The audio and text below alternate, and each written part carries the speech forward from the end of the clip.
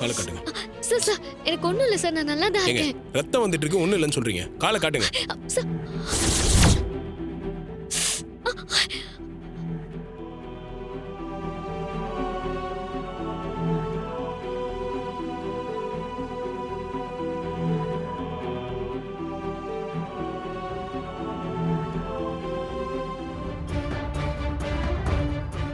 காலை காட்டுங்க. Sir sir please sir, நீங்க போய் என் காலை தொட்டுக்கிட்டு. வேண்டாம் சார், எல்லாரும் பாக்குறாங்க சார். இதுல என்ன இருக்கு? அப்புறம் எப்படி ஃபர்ஸ்ட் எய்ட் பண்ண முடியும்? சார் நீங்க இந்த கம்பெனியோட எம்டி, நீங்க போய் என் காலை. கொஞ்ச நேரம் சும்மா இருக்கீங்களா?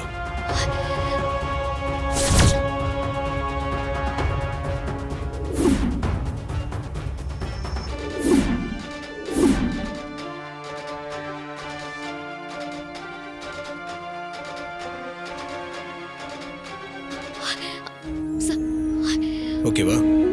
ம்.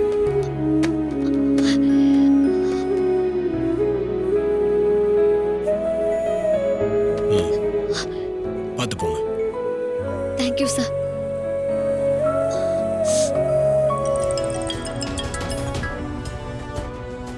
சகல சொல்லுப்பா. ரேவதி இங்க வந்து சேர்ந்துட்டாளான்னு கேட்கறதுக்கு தானே ஃபோன் பண்ணிருக்க? இன்னும் கோவிலுக்கு வரலையேப்பா ரேவதி?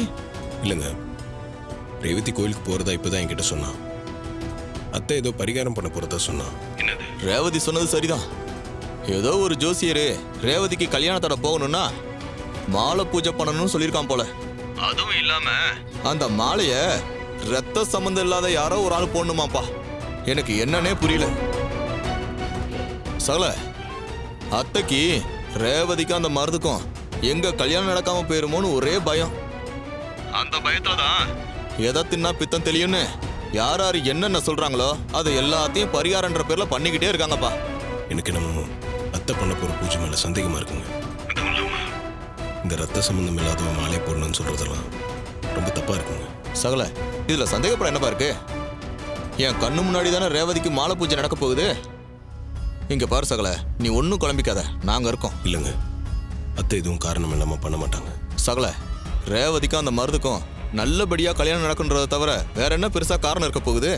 இல்ல, இதுல ஏதோ காரணம் இருக்கு. அது என்னன்னு நான் யோசிக்கிறேன். நீங்களா ரேவதி வந்தா மட்டும் கொஞ்சம் கவனமா பாத்துக்கோங்க. சரி சகல, நாங்க இத்தனை பேர் இருக்கோம். எங்களை மீறி அத்தையால அப்படி என்ன பண்ண முடியும்? நீ தைரியமா இருப்பா, நாங்க பாத்துக்கிறோம். சரிங்க.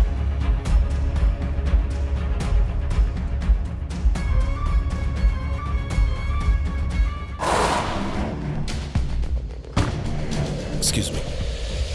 வணக்கம் சார், வாங்க. எனக்கு ஒரு விஷயம் தெரியணும். என்ன விஷயம் சார்? உங்களுக்கு தெரியுதா?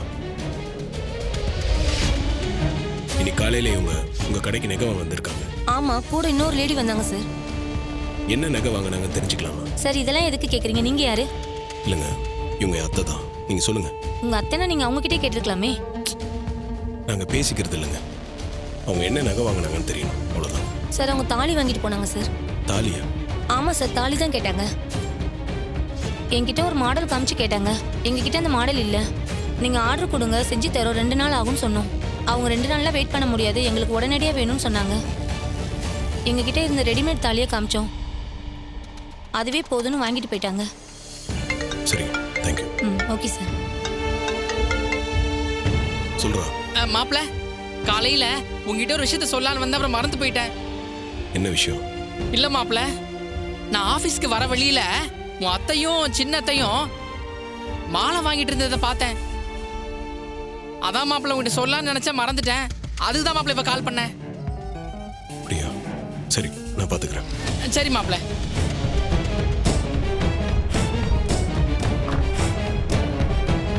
இன்னைக்கு உங்களுக்கும் ரேவதிக்கும் கல்யாணம் நடக்க போகுது.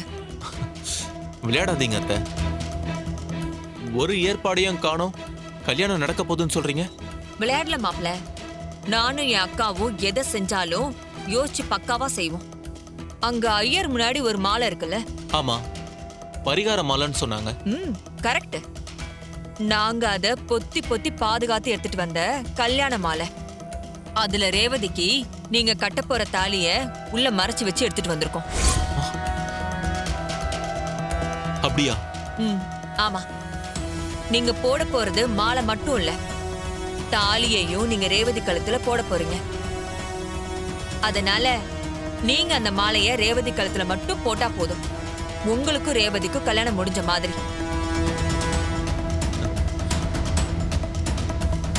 என்ன அத்தை சொல்றீங்க? இந்த விஷயம் ரேவதிக்கு தெரியுமா? இது ரொம்ப பரம ரகசியம். இந்த விஷயத்தை பத்தி யார்கிட்டயும் மூச்சு விடக்கூடாதுன்னு அக்கா சொல்லியிருக்கா. ஐயோ, அப்போ நான் ரேவதிக்கு மாலை போட்டதும் அதுல தாலி இருக்கிறது தெரிய வந்துச்சுன்னா அவ ஏதோ பிரச்சனை பண்ண மாட்டாளா?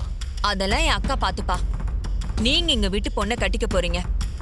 உங்களுக்கு விஷயம் தெரிஞ்சா தானே நீங்க சந்தோஷமா இருப்பீங்க. அதனாலதான் உங்ககிட்ட மட்டும் விஷயத்த சொன்னேன். தேங்க்ஸ் அத்தை.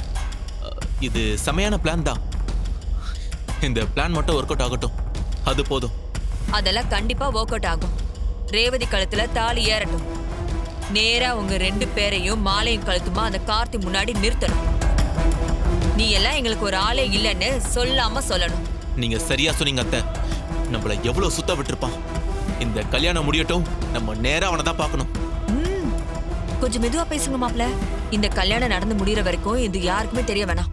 அதெல்லாம் மூச்சு கூட விட மாட்டேன். சரி, நீங்க இங்கே இருங்க. நான் கூப்பிட்டோன்னே வாங்க. சரி. காலையில தாலி மாலை எல்லாம் வாங்கியிருக்காங்க. அதுக்கு இப்ப என்னங்க அவசியம் வந்துச்சு? எனக்கு என்னமோ இந்த தாலியை மாலையில மறைச்சு வச்சு ஏதோ பிளான் பண்றாங்கன்னு தோணுதுங்க. சகல, என்னையா சொல்ற? அந்த ரத்த சம்பந்தம் அது இதுன்னு ஏதோ கதை சொல்லிட்டு இருக்காங்கல்ல, அதெல்லாம் அவன் கையில மாலை போட வைக்கிறதுக்காக தான். சகல, என்னப்பா இது? அத்தை புத்தி ஏன்பா இப்படிலாம் போகுது? சகல, இப்ப என்னப்பா பண்ணலாம்? சரி, இந்த மாலையை யாராவது செக் பண்ணி பாத்தீங்களா? சகல, வீட்ல இருந்து கிளம்பும் போது கூட ரோகிணி நான் மாலை எடுத்துட்டு வரேன்னாப்பா. ஆனா அத்தை என் பொண்ணோட பரிகாரத்துக்கு நான் தான் மாலை எடுத்துட்டு வரேன்னு அத்தை அடம் பிடிச்சு அவங்களே மாலை எடுத்துட்டு வந்தாங்கப்பா. அப்ப நான் கெஸ் பண்ணது கரெக்ட் தாங்க. சரி, இப்ப ரேவதி எங்க இருக்கா?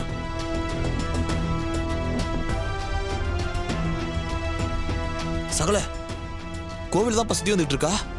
சரிங்க, உங்களால முடிஞ்சா அத்தை கொண்டு வந்த மாலையை எடுத்துட்டு புதுசா வேற ஒரு மாலையை அதுல மாத்தி வைக்க பாருங்க. முடிஞ்ச வரைக்கும் ரேவதி கழுத்துல மாலை ஏறாம பாத்துக்கோங்க. நான் சீக்கிரமாக வந்துடுறேன். சரிப்பா.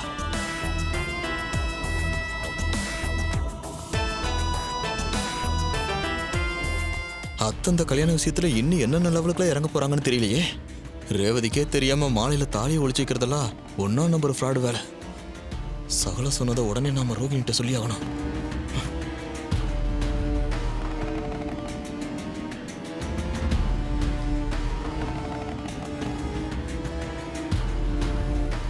ரேவதி கோவிலை சுத்தி முடிக்க போறா. நாம உடனே போய் மாலையை மாத்தி ஆகணும்.